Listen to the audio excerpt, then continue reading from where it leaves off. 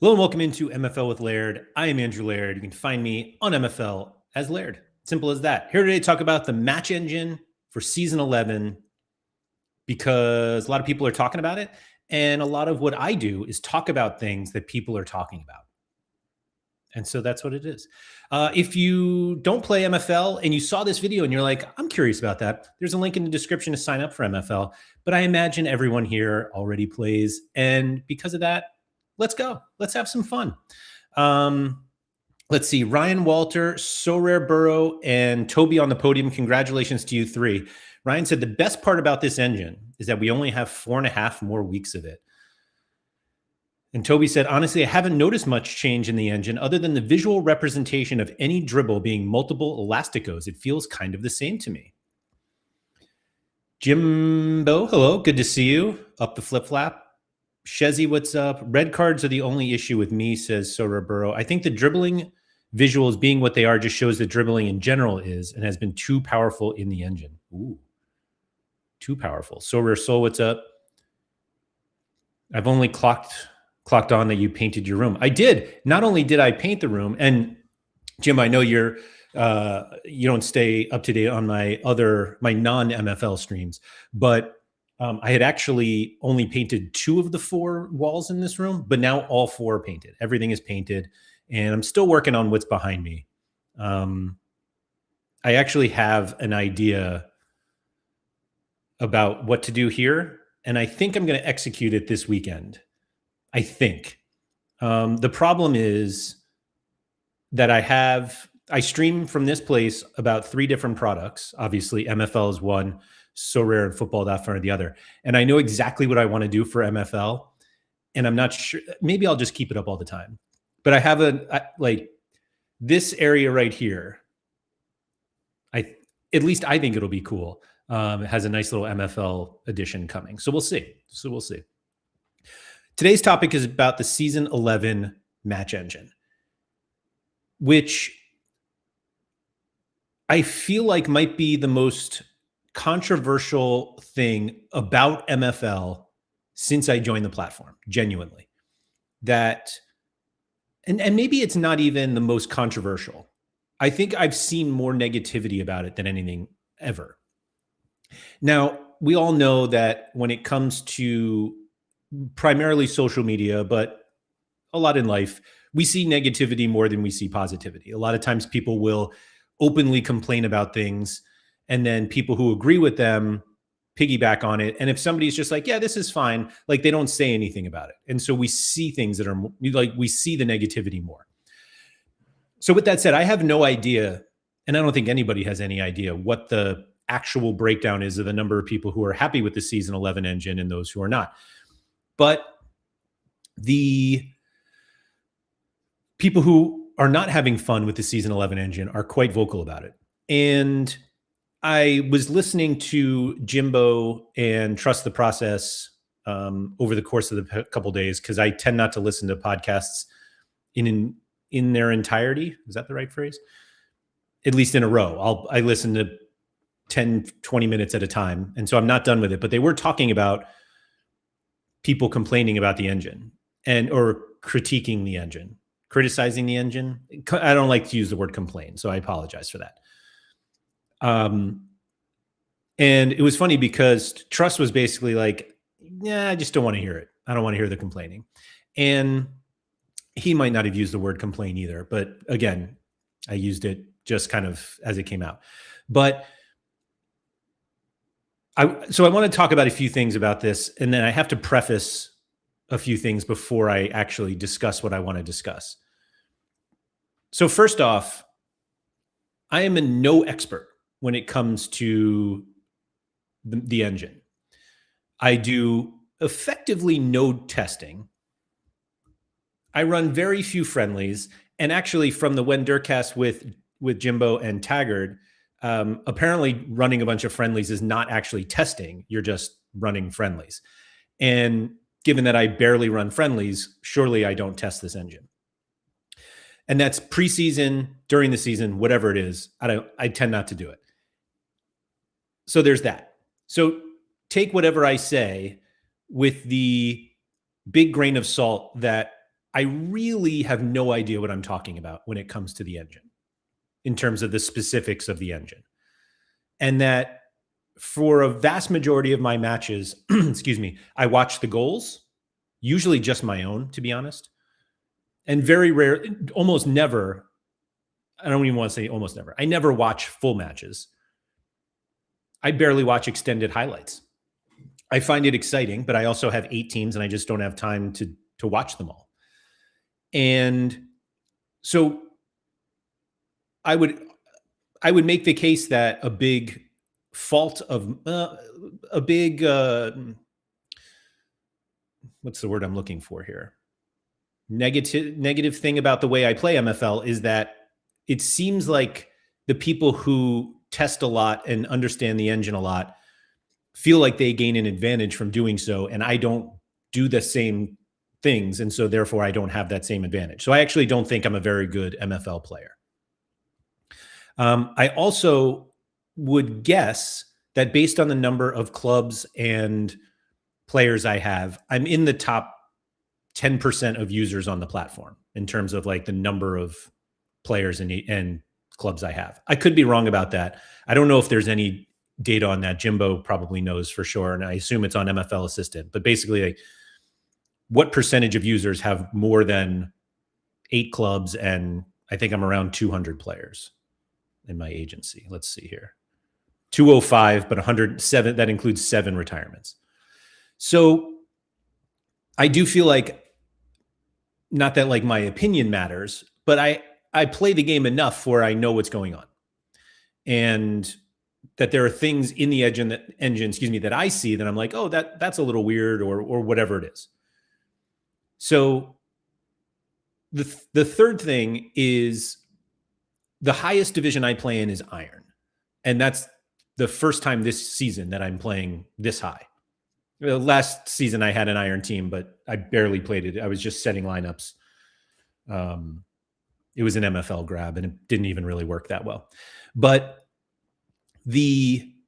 so I can't speak at all to any of the divisions above me. And frankly, I can barely speak about Iron. So I don't know really what happens in Diamond and Plat and Gold and Silver and Bronze. And so I assume that the people who are playing in those divisions spend a lot more time in the engine or using the engine or whatever the correct verb is. So there's that. And lastly, I think about the engine all the time because I still can't come to grips with what the engine actually means. And that's really what I wanted to dive into a little bit first. That the joke this season is like these dribble flip-flaps, the elasticos that we keep seeing, that when I saw it the first time, which actually was in a preseason friendly, I was kind of like, oh, all right, that's a new visual for dribbling. And that there were, that the actual power of dribbling in the game may not have changed at all, and that it just looks different. And I think the first time that I thought about like, what is the engine, is when they had changed basically like cross field passes, or actually it was on free kicks as well, where we saw like a bend, right? Where we don't just see like a direct pass across the field, but now it's like it kind of loops. And it was like, from the way that I thought of this, like from an engine point of view, nothing changed. Meaning there was some direction in the engine where it was like player A passes to player B, and that stayed the same. And instead, visually, it looks different. And we're like, ooh, we got a little bend. This is looking more realistic, because balls tend not to be passed or shot on like direct lines. And so that was the first time I started thinking about the engine, where I think when they talk about improving the engine, is it the actual behaviors that the players are doing on the pitch, or is it just the way that they look? Obviously, it's both. And so I don't remember what season it is, that it felt like a bunch of my players were just passing out of bounds. It wasn't even like through balls that went too far. It was just like a little bit of a pass ahead of a right wing, and it just went out of bounds. A lot of times, like past the end line, and you're just like, oh, that wasn't even close.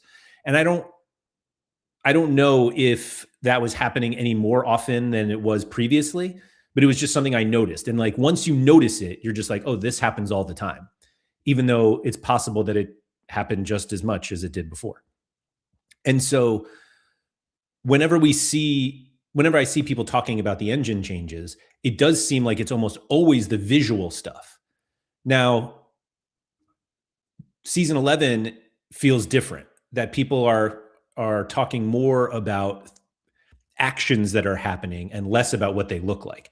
Now, again, the dribbling thing, we don't know if there are more dribbles happening this season, or we're just way more attuned to them, because instead of just like one dot going past another, now it's like going like this, and we're like, oh, here we go. And it happens like 4 times, where there are plenty of times in games where a player will dribble past multiple players.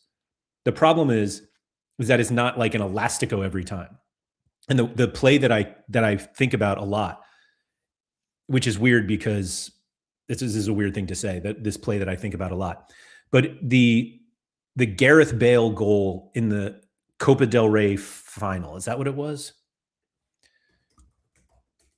Which I consider like, this is, let's see if I can find.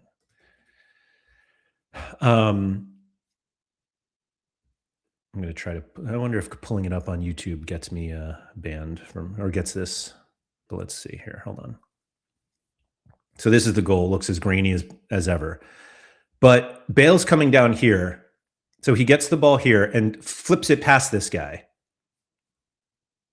That, as far as I'm concerned, is a successful dribble. Jimmo knows exactly what I was talking about.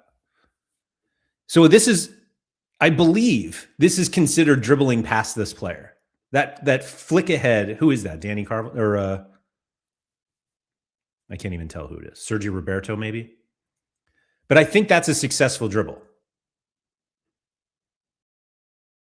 Even though the ball is like way away from him. Nobody else touched it. God, that's such a great goal. And exactly what Toby said, that would look like an elastico on MFL right now. That's how it feels, at least. Very rarely do we see that situation in MFL. And maybe I'm wrong. Maybe this happens a lot, where players will basically send the ball ahead to themselves. But we don't know. I actually, if anybody has an example, I'd love to see it. It feels like that ball never, this is such a great goal. My God. But now we see that as like an elastico, and we're just like, oh, Mark Bartra. Nathan, thanks. Good call. And Toby said, which is fine. It's more fun watching an elastico than watching a dot just move past another dot in a straight line. So it's funny you say that, Toby. If we saw that, like if you saw a player of yours, like just push the ball forward to nobody and then run off the pitch, you're just like, what are you doing? And then you're like, oh. And if I saw that, I'd be like, oh, it's Gareth Bale. But instead, we just see like a guy dribbling an elastico and then he's gone. And so, the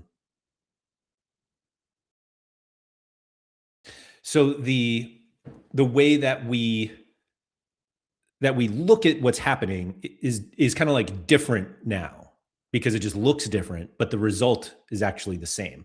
And so when we talk about the engine, that's what I think about. How much is actually changing as opposed to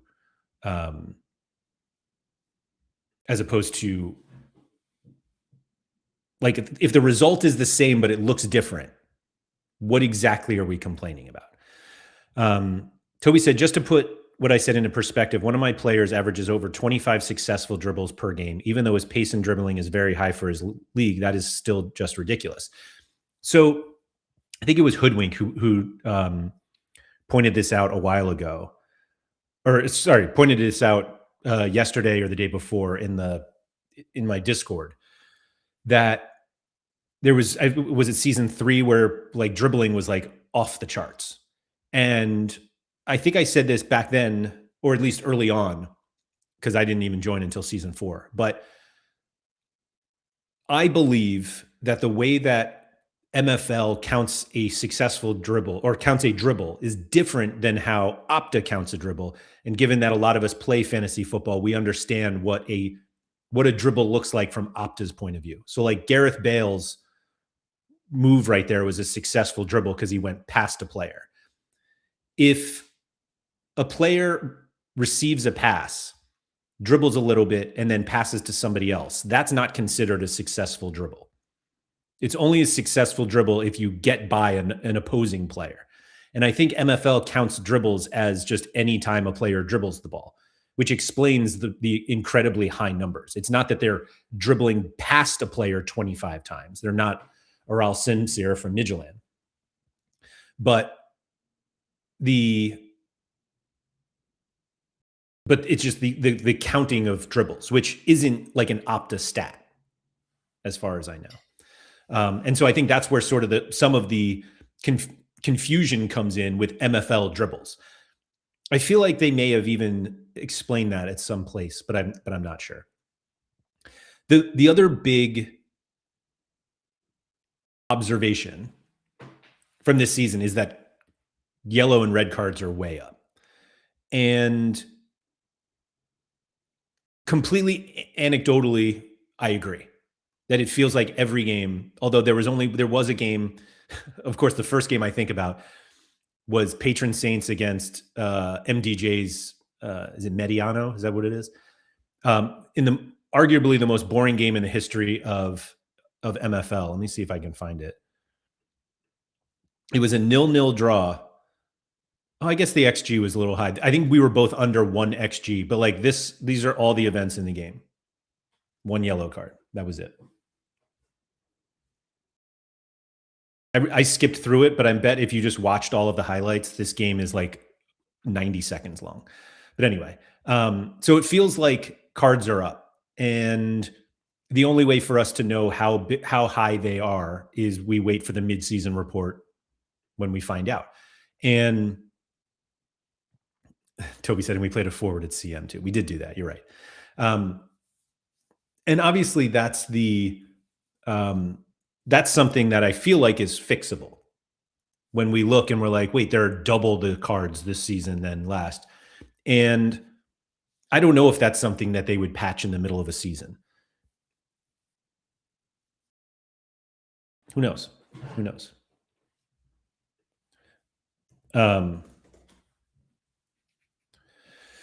So yellows obviously affect a lot of things because the more yellow cards eventually lead to more suspensions, and then more suspensions leads to more rotation.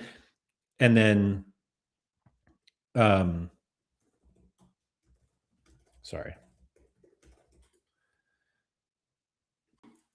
more rotation, more play, and everything goes downhill once you start losing players. And I feel like the cards, I'm very interested to see what happens with that, because it seems like everyone is convinced that there are way more cards than there have ever been. And we unfortunately just have to wait and see. Unless James is going through and counting every single one in every league, I don't think it's going to happen until we get the midseason report, which is quite soon. Actually, is the drop next week? I don't even know what day is today. Let's see. Today is January 22nd. So is the drop next week? My gosh, it is. So there you go. James has been busy counting red cards. Are there many straight reds in MFL? I can't think of one, but rumors are James hasn't slept since Wednesday the 13th. I feel bad. So James sent me a message that this stream is going on at 1 o'clock in the morning for him. So he obviously is not watching live. And then I realized that right now it is 9:21 a.m. on Thursday, and it is 1:21 a.m. on Saturday. Right? Is that right? For him. I think it's Saturday.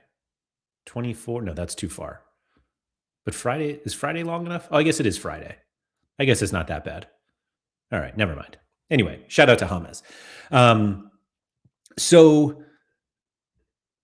So cards are up, we all think, and it's ruining everything. Yeah, one day ahead, Friday. Okay. So cards ruin everything. We'll just like casually agree on that. So there was another thing I wanted to do in my prefacing of all of this. And this sounds like I'm directing this at certain people. And I don't want it to come off that way, even though it's probably what I mean. I'm almost certain that there is a direct correlation between results and feelings about the engine. And so if you are struggling this season, I imagine you don't like the engine. And this comes after we had the same engine for 2 seasons, which everybody said was great, except it was really all of the people who had a lot of success. And so any change to that is going to, like, the easiest thing to do after you've had success in one engine and then less success in another engine is to say that it's the engine's fault, which I think a lot of people would think is reasonable, to be honest. Like, you figured out how to play in a certain way, and then you continue to do that despite engine changes. And if they don't work, it's the engine's fault. So as I said, that was actually just as harsh as I thought it was going to sound when I said it in my head. I think the big issue, I don't want to call it an issue. I think the difference for this season is that, and again, I don't see this myself because I'm not doing everything I can to figure out the engine, but it feels like the changes that were made from the season 9-10 engine to this one were significant enough that the people who did figure out that engine can't figure out this one. Now, we're like, how many games are we even into the season? Like 7, excuse me, plus some cup games. And yes, Empire FC, big struggles this season. I don't want to even look at that because it depresses me. So I think one of the things that we also have to consider with that is the people who figured out the season 9-10 engine probably didn't figure it out 7 games into season 9, right? They took their time to work through all of the changes from season 8. And by the end of season 10, we're very comfortable with the engine. Now, I don't think that the engine has to change every season, because I think it's quite clear that no matter what people say, there's still no meta. There was no meta in season 10. Sure, 4-3-3 worked, but we also saw plenty of teams that don't play 4-3-3 win. We see teams that play 5 at the back have success. Well, maybe not. Teams that play 3 in the back have success. And so, again, as long as there's no meta, I think it's fine. As Toby said, 4-3-3 was definitely the meta. So, like, again, if you didn't have the players for it, then you don't, it's not true. Doesn't mean it wasn't unbeatable, but it was the meta. Again, I still think it's almost overblown. Again, the people who are having success with 4-3-3 find other people who are having success with 4-3-3, and now all of a sudden, that's the only way you can play. Josh said, I just take it how it is. I pick my squads, choose what formations take my fancy this time round, and what happens, happens. I enjoy it either way. So, Josh, that's exactly how I play. And as you saw, I just pulled up a team that's in the relegation zone. So I'm not saying this is like the best way to play, but I have the most fun doing that. And I imagine it is very clear from people who play in the higher divisions, particularly Diamond, that it's not that fun. Like I'm sure they have fun, but it becomes more stressful. And when you get to a level where it's already stressful, when you know what's going on, and now like you're kind of flying blind, I imagine that's pretty stressful too. Granted, the person the person at the top of the Diamond League is also the one who's won like 7 of the last 8 or whatever it is. So maybe. And they don't play 4-3-3 either. Did they win yesterday? Ooh, no, drew. But anyway, so I understand completely of why,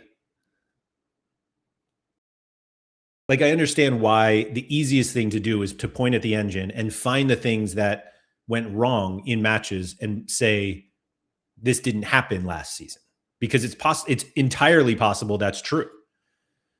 But I'm not sure how much of it is true from a visual standpoint as opposed to an actual result standpoint. And I'll get into that, like what I mean to that, if I can actually get the words out. So Rasul said, last season I won lots of matches and got promoted. This season I'm struggling. Hadn't even considered to blame the engine, but thanks for giving me an excuse. So is it the promoted team that's struggling? Because if that's the case, that makes sense, right? You shouldn't have as much success after getting promoted that you did the season before when you presumably won the league or got promoted. Toby said, I will never try to figure out engines. I build my squad's tactics based on my players and philosophy, and that's what I'll always do. Yeah, and I don't think that's a wrong way to play it.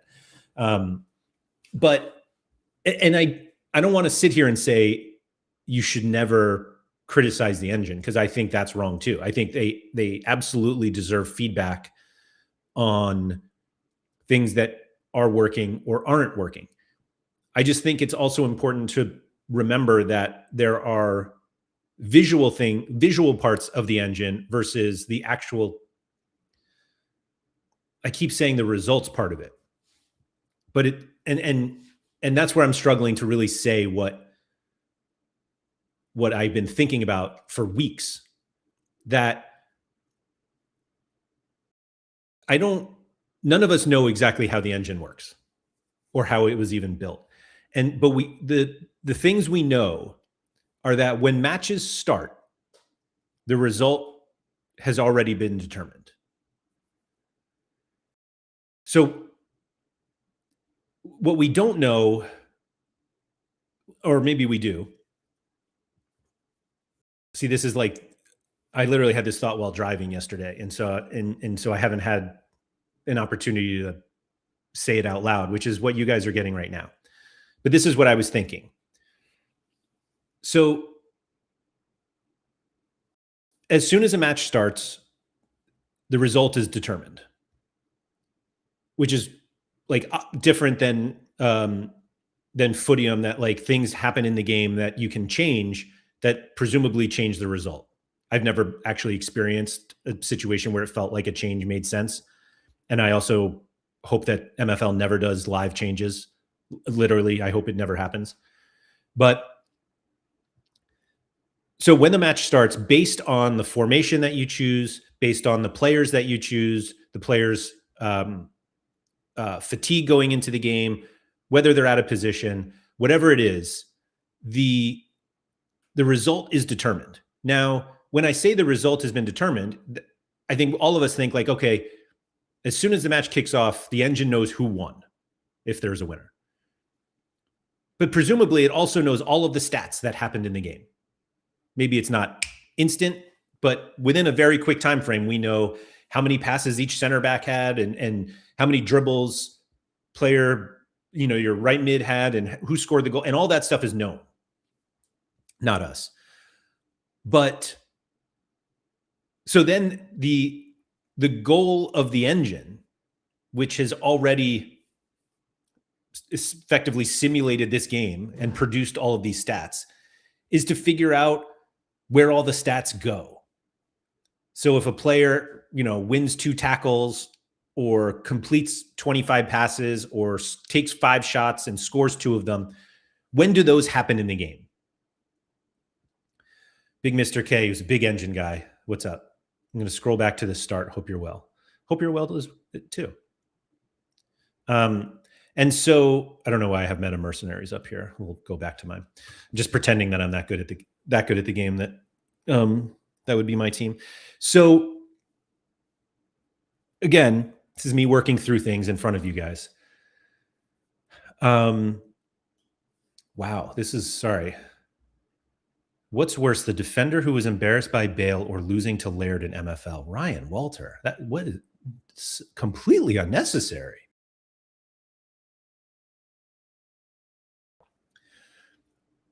Oh, I missed this. But losing to you on opening day was a real kicker. Sorry, not sorry.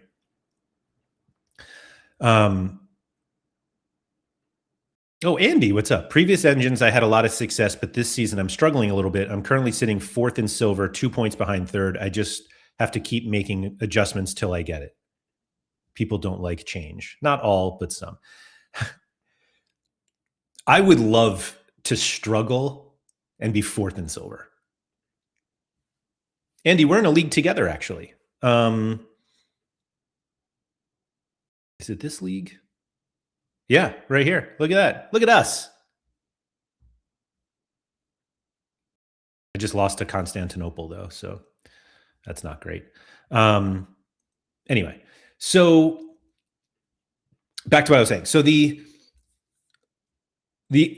results and all of the stats are determined right away. And so now the point of the engine is distributing these stats. And I don't even know, and none of us know, how the stats are even done. Are they calculated on a team basis and then they're distributed throughout the team? And so you're like, all right, this team completed 400 passes in this game, and we'll give certain percentage to the center backs, couple to the CDM, and they just distribute it.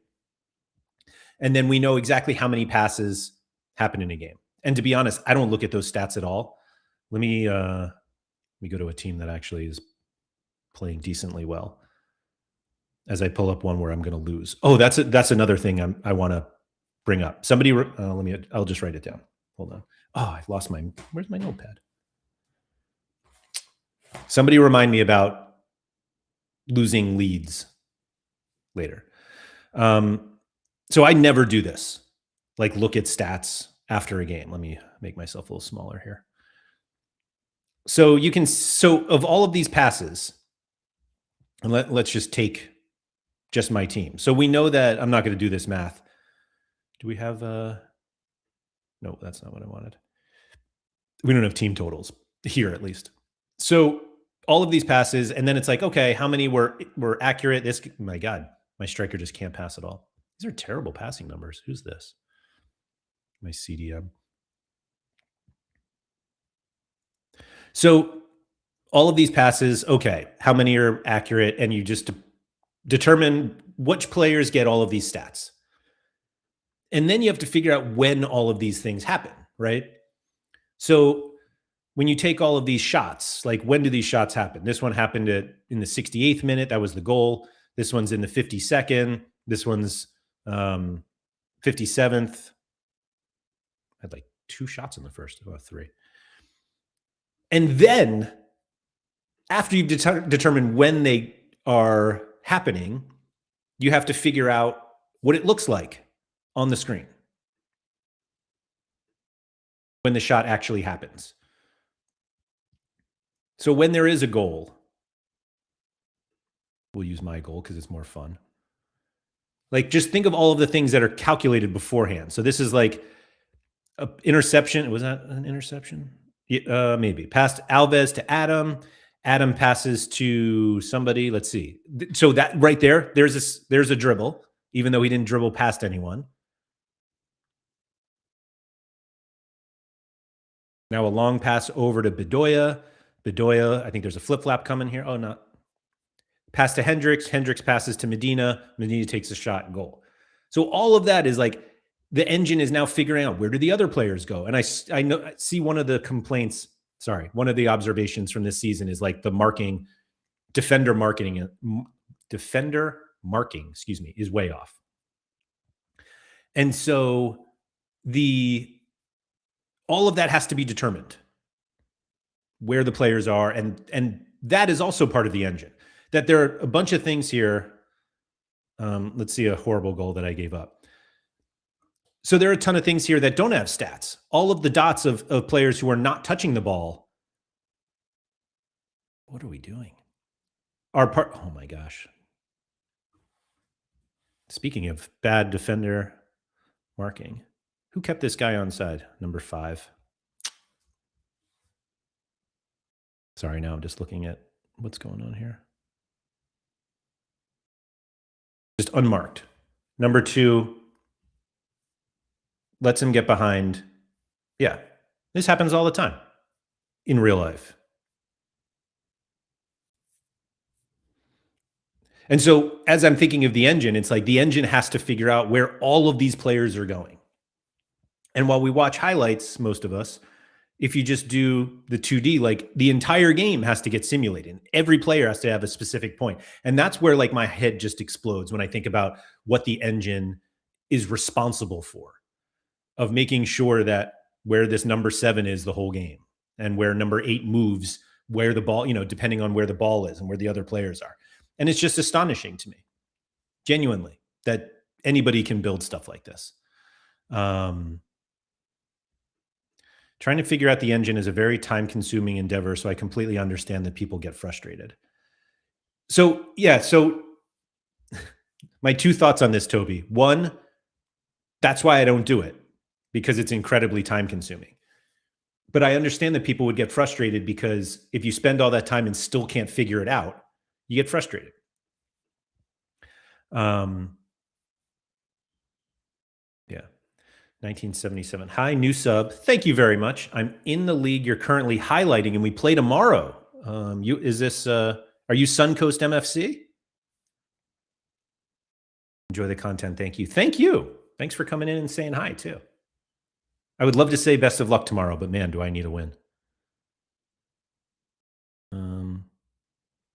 Oh, wait, was that? Oh, no, Suncoast is in the cup. Far from broke? Uh-oh. Looks like you don't need the luck. This is also the league that I used to be in with James. Jack Daniels, I want to promote my Hong Kong team, so I use the exact same team that was promoted twice from iron to bronze in the last 4 seasons with the same tactics in stone this season, and I'm struggling a lot against much weaker teams. It does not really make sense. Yeah, I believe that it shouldn't work the same way. And also, I think you could make the argument that teams in stone, although you're saying you're losing against weaker teams, so maybe that, I was going to say teams in stone now were iron teams 4 seasons ago, because just with like power creep, excuse me. Ryan Walter, the team said in dev chat that the new ball calling mechanic improves some of the situations, but overall the defensive AI isn't caught up. They said it's a primary focus for next season in engine feedback. So yeah, they kept talking about the ball calling mechanic, which I just didn't understand. Some data can be less helpful than no data.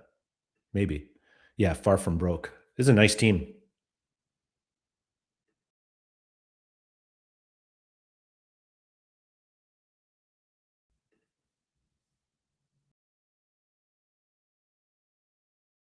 Yeah, that'll be fun. You want to tell me what formation? Oh, actually, maybe you run the same formation all the time? It's going to be 4-3-3, isn't it? Of course. 4-3-3 attack. Maybe it's still the meta. Ranjan, what's up? Have I missed the pro tips for stone promotion portion of the stream? No, it was all about getting up to diamond, and I figured it out. Ranjan, I think we played. I said, like, I was literally just about to say, I think we played each other the other day, as if as if you don't have 85 teams. 4-3-3 last 3 seasons, only lost 2 games. Jeez. So 1 in Flint, 1 in Spark. So 1 Flint, 1 Spark, 1, and currently winning Ice. Well done. Well done.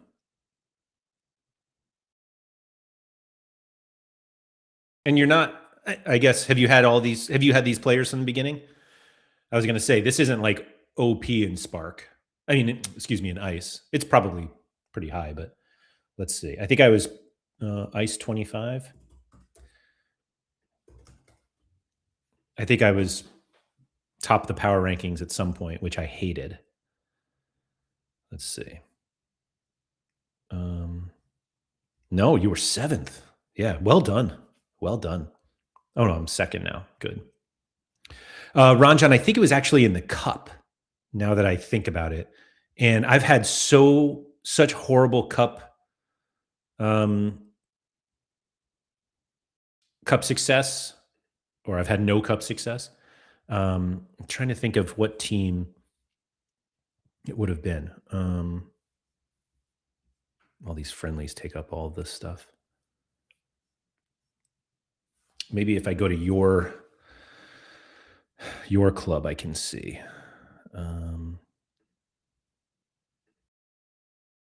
Although you got so many clubs too. Let's see who I would have played.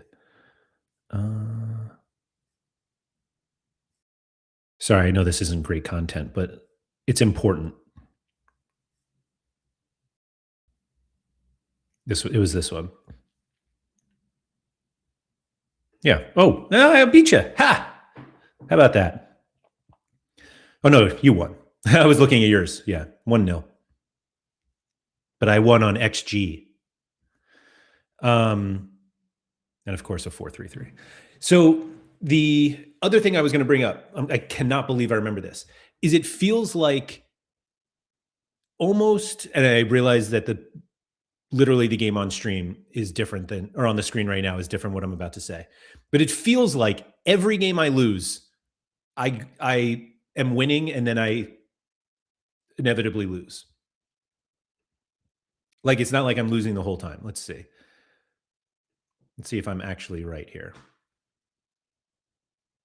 So this one, I went down. Good one. I actually, let me just pull it up here because in my Discord, which is available to anybody who joins the Patreon, which the link is down there. I literally created a new channel asking people to guess the scores of matches because of XG. It's important context, more XG, the MFL moral victory. Yeah, so I wonder if I can pull this up without you guys seeing the score. We can just play this game right now. Which game was it? Oh, my last one. Yeah, I don't think there's a way to show this without, oh, maybe. We'll try it this way. So this was the game. My Empire Paulista team against FCG. Expected goals 1.31 to 0.61. I score first on a beautiful goal by Engelbert Engelhart, and then I concede 3, and I lose 3-2. They scored 3 goals on 0.61 XG. The other one, let's see, Empire 9. And this isn't like complaining about XG. I mean, it is, but it's more that it feels like it's just a little bananas. So this game had 7 goals in it. And the team with 1.53 XG scored 4.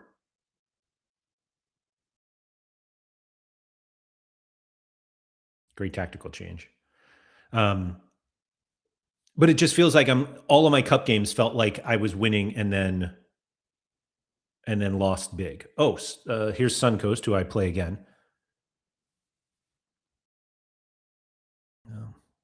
It's really funny that I'm like, look at all these examples, and then I can't find one. So maybe I'm just going crazy. Remove XG using inspect element. So, Jimbo, the only reason I keep XG up is because if I remove it, then I have less to complain about. And I'll never know how many moral victories I will have over the course of the season. Speaking of, we as a community, meaning one person can figure this out. I would love to see moral victory tables. What do the tables look like if XG determined results? Oh my God, this is a great idea. I don't know how to do this, but somebody surely should be able to. Where I want to be able to pull up any league and just be like, if XG determined results, this is what the standings would look like. And you could find the unluckiest and the luckiest players in MFL. Oh my goodness. Somebody make that, please. Please. It would be infuriating, though. I've definitely seen more goals scored this season from lower XG shot attempts. I just don't know. I assume it's just all circumstantial. XG is just one of those things where people only point it out after a loss where they had better XG. That's not true, Toby. I definitely have pointed out times where I've won after losing XG. The XG battle, if you will. God, I lost this game 6-2. Just absolutely pumped. This game is hard. Which is actually a topic I wanted to talk about. Actually, I'll ask all of you guys. I tried to get one person on to talk about this, but we couldn't figure out the timing. And yeah, Ron John or Jimbo, I see you guys. You're the first two names I saw. Ryan. I want to talk about to somebody else. I feel like this should be a show with like 20 people, which is really too many people. But the question that I keep thinking, other than like blowing my mind about how powerful the engine is in terms of like technology, is MFL getting harder? Is it harder to play MFL? Is it harder to have more success? And I think about that a lot, because if it makes sense to me that MFL got harder after I joined, not because I made it harder for anybody, obviously, but with a big spike of users that happened back in, when was that? February, March of last year, almost a year ago. Lots of people joined the platform and I think a lot of them were here because they saw they could buy players and flip them and make money. And a lot of them have since left, but the people who stayed because they really loved the game. And I'm wondering if we saw, like, ultimately with more people who join, those are going to be very good at the game. And if those people had the opportunity to kind of like move up the divisions, are they making the game harder for the people who are already here? So I'm curious if, like, the game engine stuff aside, does the game feel harder? Does it feel like you need to prepare more? Obviously we all need higher rated players now because power creep just moves everyone up. And apparently we're all hoping that mass retirements fix that problem. But like, is the game harder now? Which doesn't make it bad. Like, I don't mean that in like a negative way. But I'm just curious. Ricomon said, I just found a game where one of my teams had 0.07 XG. Like, what the fuck were they doing? Toby said it's probably because the rating difference within the leagues is tighter and knowledge level goes up. I think that's what it is. Just said, I watch my matches and I've had a few games where I've scored a good amount of goals with low XG, but it feels like the XG should have been higher rather than I've scored more goals than I should have. That's interesting.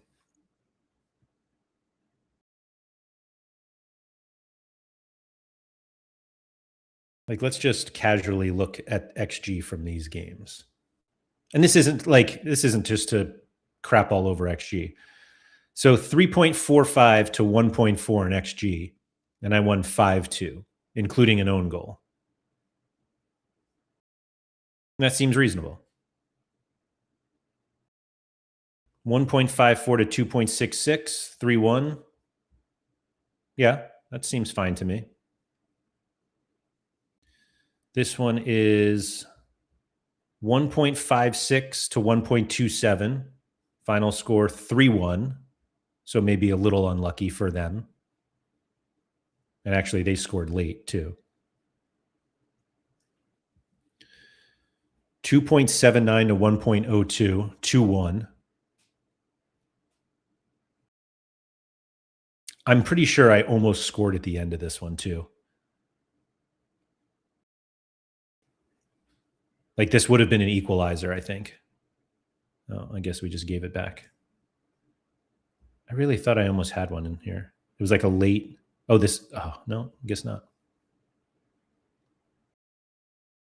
What was that?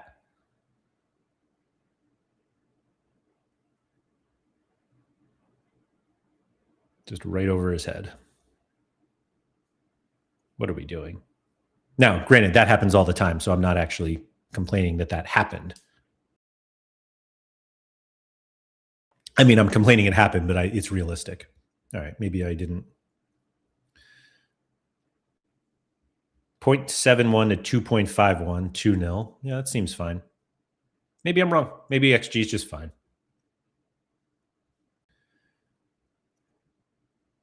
Yaks, I wanted to add a toggle for Jimbo to hide XG. Maybe we should hide it for everyone. Oh, just for Jimbo? I think it's fine to keep.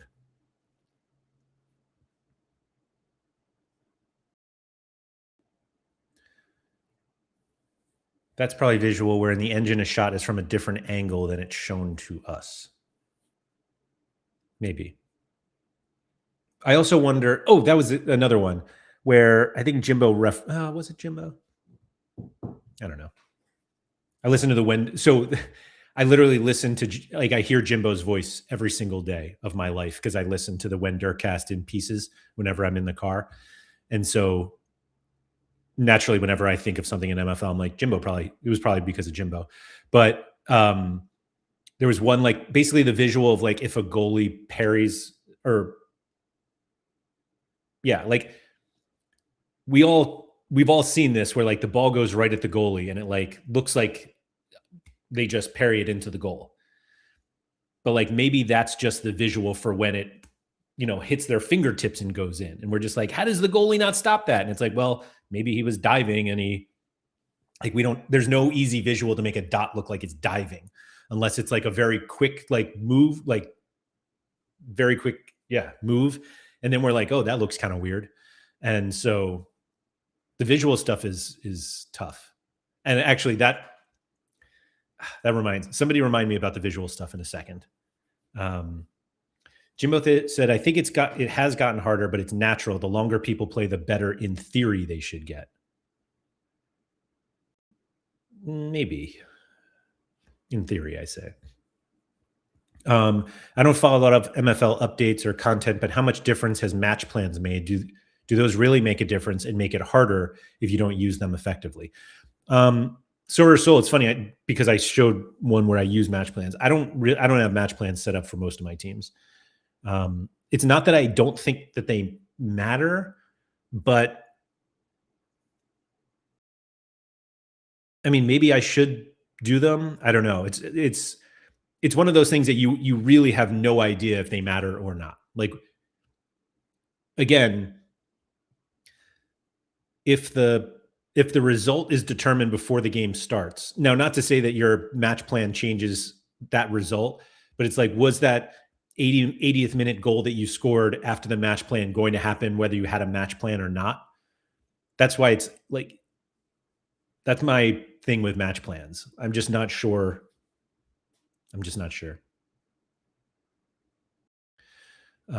Those that came in the boom, it would have taken 3 or 4 seasons to adjust to the engine changes, learn the game, etc. And now they are at those levels. That makes sense.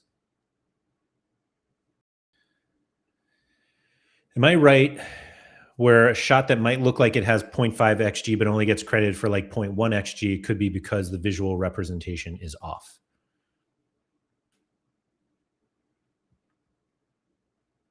And now we're all just making, in theory, the visual is rarely off or not a lot. Yax, is there an XG difference based on how a shot is taken? Meaning, is a shot from a foot different than a header in the same exact spot? Because I feel like that would explain the whole. I scored this goal on with 0.1 point, yeah, 05 xg, but it's like if the position was the same, I didn't.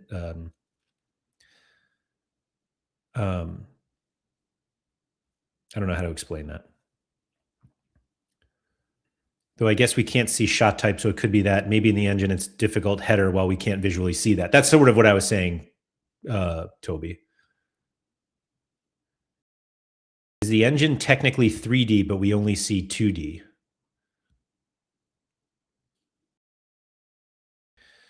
Josh, the boom was basically that. Season 4, 5, 3, 4, 5.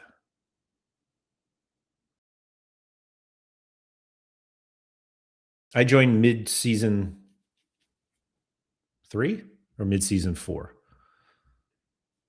I joined. Wait, what's going on here? Season 4, mid-season 4. I joined. So let's call it 4 and beyond.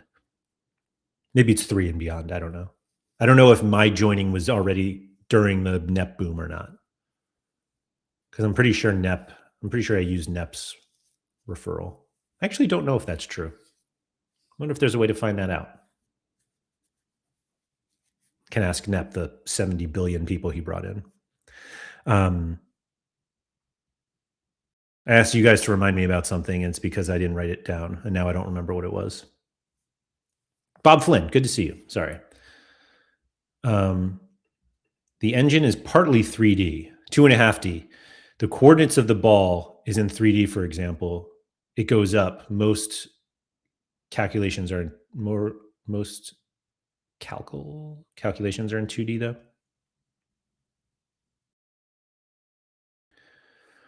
What is this net boom?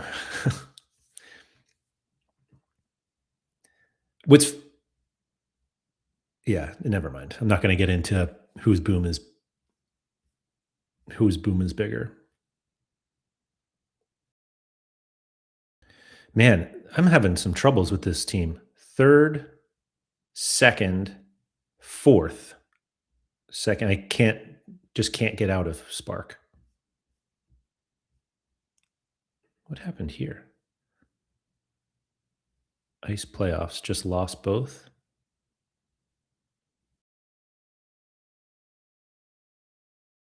Didn't I finish 2nd? Why would I be out right away if I finish 2nd there? Ice playoffs 50. Oh, that's why. It was this one. Don't worry, I lost twice here. Oh, well. Anyway. So, yeah, I think the engine. Ooh, we got a little friendly going on. You think we win this one? 3-0 at halftime. Let's go. It's hard getting out of Spark with your spare teams. Yeah, I mean, I guess that one's barely a spare. Kozak and no flip flap. How about that? Nice team goal. All right, let's go. Let's see what this next one is. Oh wait, there we go.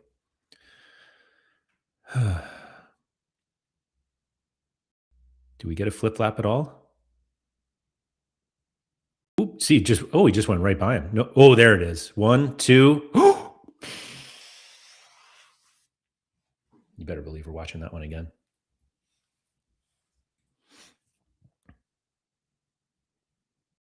Let's see. This one, he just dribbles by him. There's no flip flap there. But there's a flip flap right there. Another one. Top bit. Ooh. Nice goal. No assist? Rojas doesn't get an assist right here? Pass? Nobody else touched it, right? Around. Oh, unlucky. Bang. Oh, wow. We scored right off kickoff, even though we weren't kicking off. Let's see what happened. Just take it right from him. Oh, Amstutz again.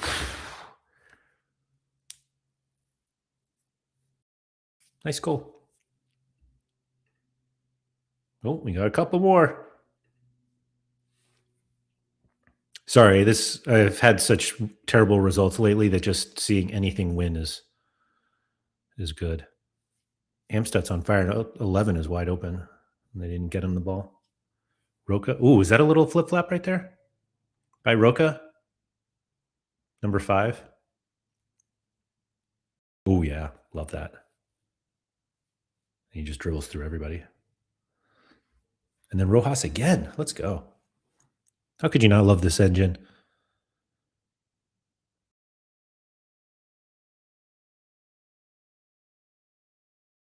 Bob, now that you're here, can you just like quickly summarize what you think are like the 3 biggest changes in the engine that you're not liking? Just so I know what to look at. Who wants to guess the XG is like 1.4? Oh, 4.27.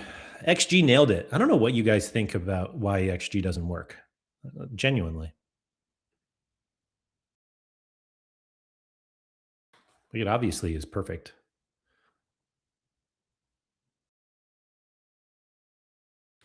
Anyway. This is Ryan's year. I hope so. I'm not sure they're going to win the league is the problem. And I think they need to. They don't need to, but Spark 110. I think I'm projected first in this one, which again, I don't like because I'll just bottle it. But I'd like to win a league. I haven't won a league yet. Plenty of promotions. Yeah. Although we're so close, those top 2. Andy, we got our work cut out for us here. I just played Rap Stars, though, didn't I? Convincing win? Yeah, 5-2. Maybe they rotated. I don't know. Yeah, I'm from. I'll say it like this: from my point of view, as somebody with 8 clubs and 198 active players, the only and somebody who watches matches by basically looking at goals. Very rarely do I even watch them live. In fact, if there's a match going on live, I usually just wait until it's over and then I'll watch the goals back. I think Patron Saints are the only games I watch live when I can watch them. We're in trouble, by the way. We need to. This league is tight, but man, I hate the look of this. Player energy levels seem to be impacting more this season. I don't play my guys low enough that I even notice. Or maybe I'm playing them too much. Maybe I don't know. But anyway, what I was saying is based on how I experience the game of setting all my teams, doing my setting formations and tactics for every game, basically only watching goals, complaining about XG, complaining about losing leads. From an engine point of view, the only thing I can see the difference is visual, flip-flaps and stuff like that. The ball calling logic and defensive changes have created massive gaps in decision-making conflicts. So is there somewhere I can read what this ball calling logic means? Like a player calling for the ball, or is this something else? And if it is that, what the hell does that even mean? The reduction in direct passes to the middle via the wings and wide mids have nerfed them drastically, which has resulted in a striker need as well. So you're saying wingers and wide mids don't pass to the middle at all? And is that like a correction because it felt like every goal was like a cutback?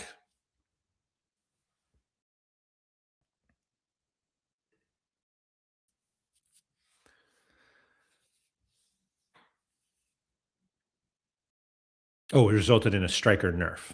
Gotcha. So you're not saying the middle of the field like around the center circle. It's literally just like the center third of the field if you were looking at it vertically.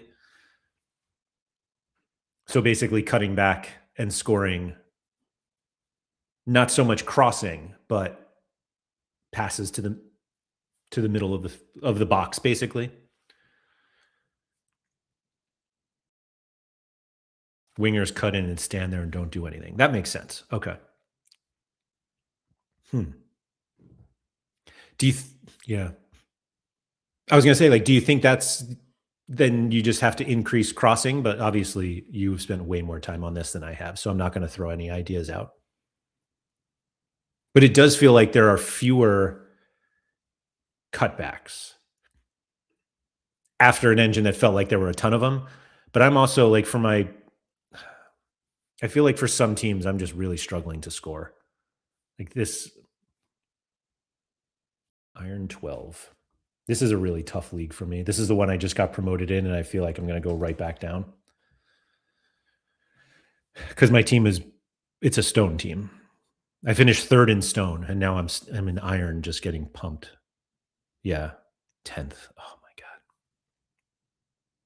I guess I'm doing well because I'm 9th instead of 10th.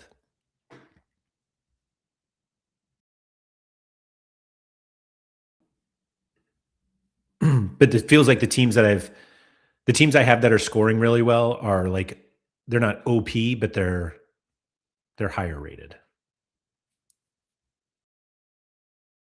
I've noticed the lack of cutbacks, always taking the tight angle shots. So are the cutbacks I was going to say, are the cutbacks happening less and therefore we don't see them on highlights because they don't result in anything? But I feel like if you had a cutback and a pass to the box and a shot, that would be a highlight.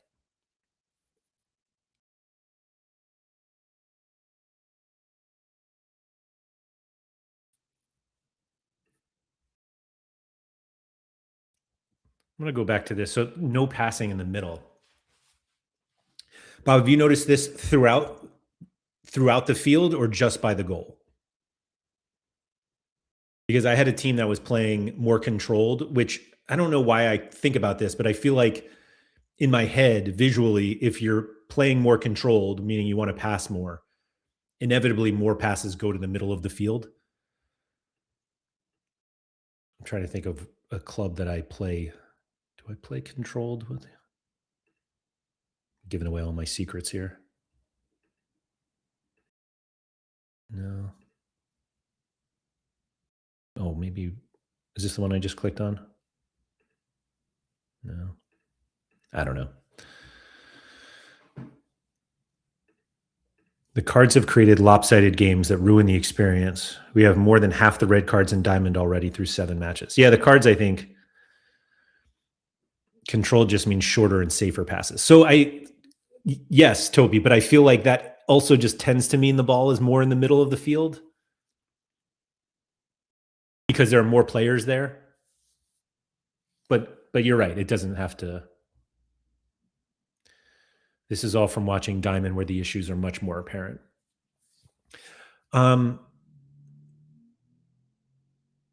More space out wide though. So there's more space out wide, but that means there's more space because there are fewer players. And so you're not like passing that much out there because there are no players there. More passing, I feel like. Yeah, there's safer passes because there are fewer players, but I feel like they're longer passes out wide if there are fewer people. I don't know. Bob, why do you think the issues are more apparent in Diamond? Like, I don't think that they like, I think the question is like, not are they more apparent? They're obviously more important. This is Chris. It's so funny because I was just like, wait, do we have pass maps? But yeah, we don't. Um, the heat maps, they probably don't tell you much. I guess you could look at who's completing the most passes and where they are, but um, I'm not doing that. So Bob, and anybody in Diamond, like, is it not that they're more apparent, but they're just more consequential? Is that a word? Yeah, consequential. The speed and skill of the players make it clear and observable. Okay. I guess theoretically, the gap in player quality is not as big in Diamond. Obviously, like the top and bottom of Diamond it will be a big difference, but one of those like when everybody has 95 plus, shooting and defending and all that stuff, then the individual aspects of the game become more obvious because all of the players are kind of the same. Like if you get killed in a Spark team, the Spark game, and you look and they have like an 80 rated striker, you're like, oh, that's why. That kind of absurdity doesn't really happen in Diamond, I assume. Or gold or silver, probably. Um, Plat, forgot about Plat, sorry. Hmm. So, Bob, did you see this stuff in testing? And then, like, I'm trying to think of like how you adjust to that. Um, because I don't know, because I wouldn't think of testing my way out of that. Mostly because I don't have I don't find that very fun. Like that's not the fun part of the game for me. Um, but and maybe that's why I'm comfortable playing at the level I do because it's pretty much just all fun, which is why I play. Um,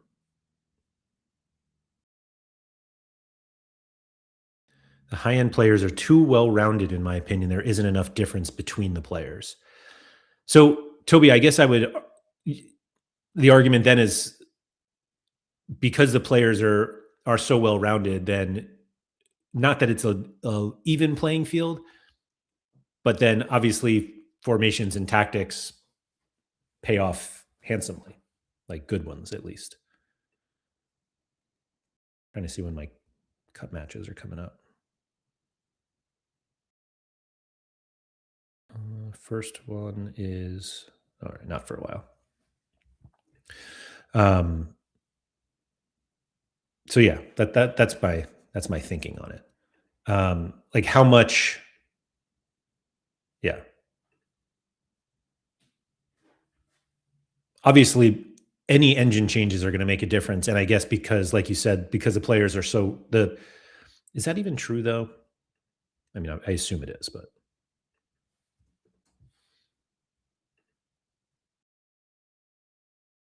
that's why the engine changes are accentuated in Diamond. Yeah.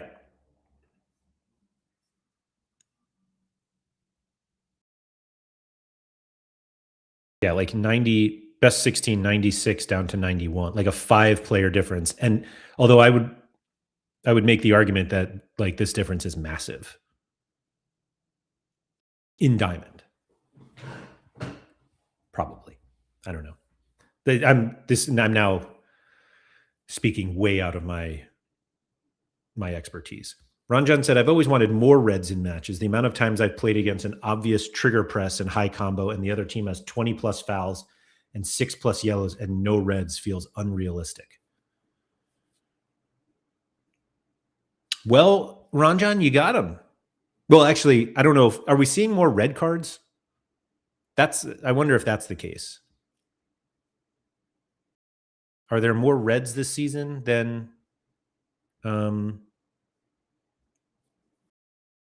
yellows, or because it feels like everybody gets a yellow?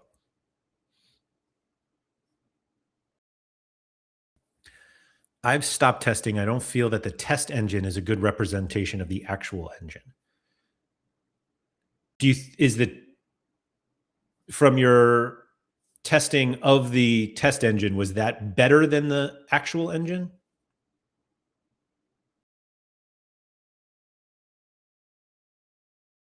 I feel like the number of cards thing has been spoken about way too much for it to be anecdotal. Like if the midseason report comes back and it's like, nope, no jump, no increase in cards, everyone's gonna be like, okay, I don't believe you. That's the tricky thing on that. On that, um,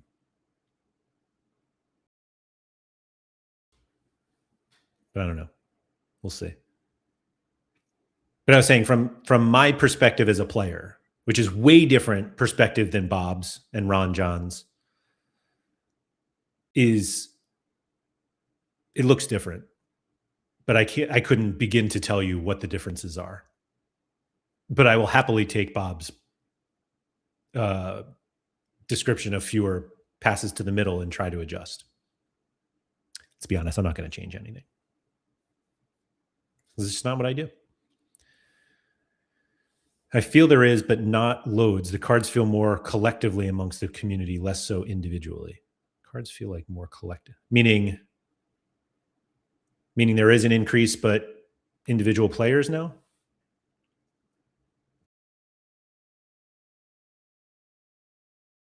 I think the other thing is like we don't always know what the yellows are for. Are they always for fouls? There's no like dissent yellows that we know of. That would really just make people go off the deep end. But yeah, I don't know. Hour and 18 minutes in, and that's my response to the engine. I don't know.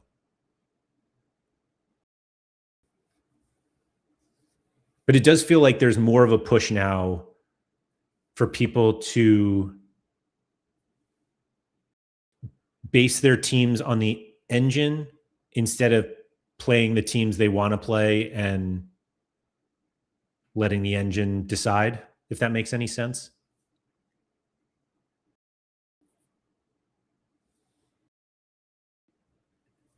You hear more about it from the masses, so it feels more, but most individuals aren't getting loads more. Okay. I mean, Ron John will know that when the midseason report comes out. When you play a two stiller formation, you can get your middle players, strikers, and CMs to cross. It's the fact that wingers and wide mids have been gutted. Huh.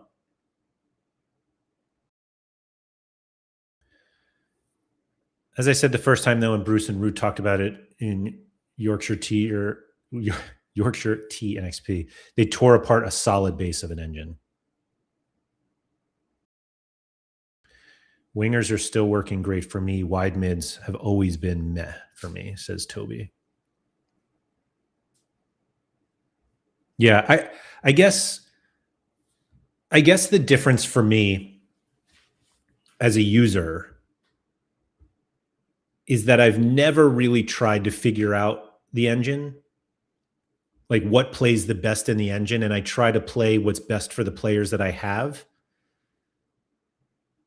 And I guess you could argue that's why I don't have more success.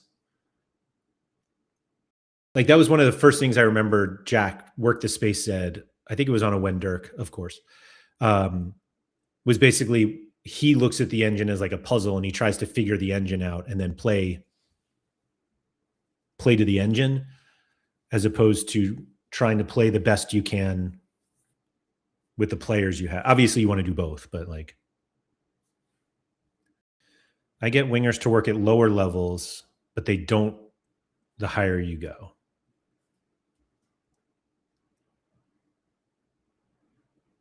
Yeah, I don't know. But I'm fairly confident that I'll never spend a lot of time trying to figure out the engine. He says as he's like, maybe you should do that more. Ron John said, I'm with you, Laird. I'm not a meta finder. I look at my players and set my tactics up to maximize their ability. That's sort of the way I'm thinking about it.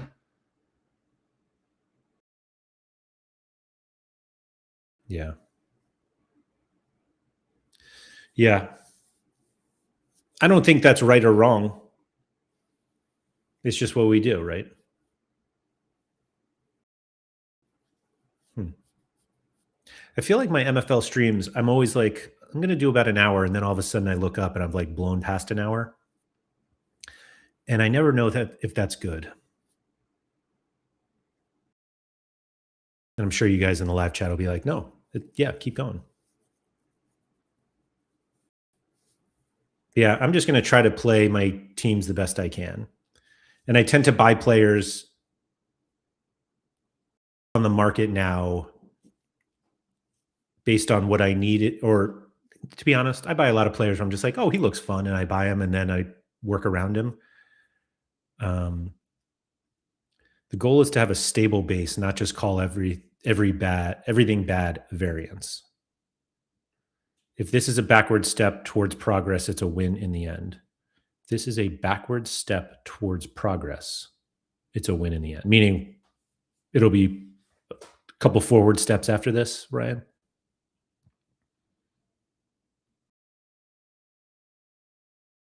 Yeah, I don't know. It's more, are they changing? Like, I don't think they're going back to the season 9-10 engine. It's more just trying to figure out one step back, two steps forward. Yeah. Trying to figure out what changes they made for this engine, what additional changes they can make to make it presumably more stable. It's still a young engine under constant change. I have a lot of faith in Quentin and the team, says Toby. For sure.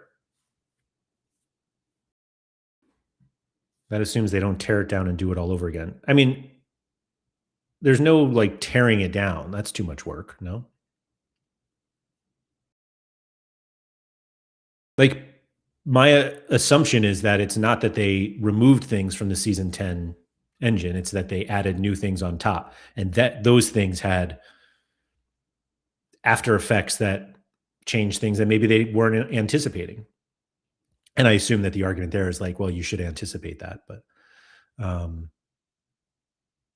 so I don't know. Brady Jackson, hello. I know you don't personally do it, but what is your thought of buying higher tier guys than your teams call for to loan out and make MFL? I think it's a totally reasonable strategy. I just think it's a little boring. But like the top guys in my agency, like these guys, I loaned out for numbers of seasons, including Nathan Parker here, who I loaned to Trust, who I think said it was like one of the first players he's ever taken on loan. And I really hope he gets to Lego. He's already 29, but it would be really cool to have a Lego. Of course, it'd be a goalie, but we need Quentin on, in my opinion. I would love to hear about build how the build updates and what challenges they face and how they test. I would love to listen to that. I assume like Jimbo would talk to him. Um, and so, but yeah, I agree. I think it would be fun to hear from them. But I have more questions, just like how you even start building something like that. I don't really like, this sounds very rude, but like I don't really care what they do updating the engine. Like I'm much more curious um like how they build it and like what things they consider every time they do something. Not, hey, you should make crosses to the or passes to the middle come back. That's just my opinion. That's the stuff I'm interested in. And that's usually the stuff I talk about, the stuff I'm interested in. So yeah, that's what I was interested in today. The match engine. I don't think I'll talk about it ever again. Obviously, that's not true. But like I said, I don't spend enough. I was just about to say, I don't spend enough time talking about the engine where I can talk about it consistently when I just spend an hour and 26 minutes doing so. But, and so there's that. Yeah. Ron John said it's a major pillar in my agency. I enjoy that part of the game. Ron John, do you have a lot of upper tier guys that you don't have in your own teams? I mean, I guess you have a lot of guys everywhere. So your highest team is in bronze. Is that right? Huh. Oh no, that's trophies. I was going to say, you're in plat, bronze, stone, ice. Huh. And then, yeah. Yeah, I think it's fun. I think it's a fun way to play if you want it.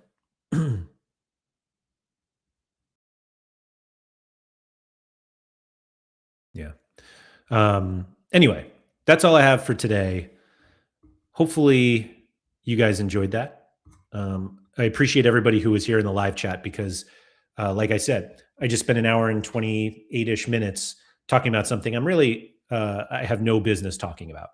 And so I tend not to try to do that a lot. In fact, I usually try to have some other people on who can speak about it, but I wanted to at least explain why I think the way I do about the engine. And I'm not trying to tell anybody that the way I'm thinking is the way you should think about it, but from I don't want to call myself a casual user, certainly not, but I'm also not in diamond or platinum or gold or silver or bronze. And so, um, I don't know how those things affect the upper levels, but from the casual user perspective, I think the engine talk is, it's not unworthy of being spoken about, but I think I figure it out less. Or not, I think about it less. That's what it is.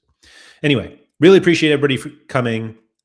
If you could please, like, subscribe, all that good stuff. Shout out to Quinny, trying to grow this channel, just like we're all trying to grow MFL. And so if you are not subscribed, please do. If you're new to MFL and are watching this, welcome. And yeah, there'll be plenty more content as always. So thanks everyone for coming. Good luck in the cup matches today and all of the matches for the rest of the season. And please don't forget to go outside.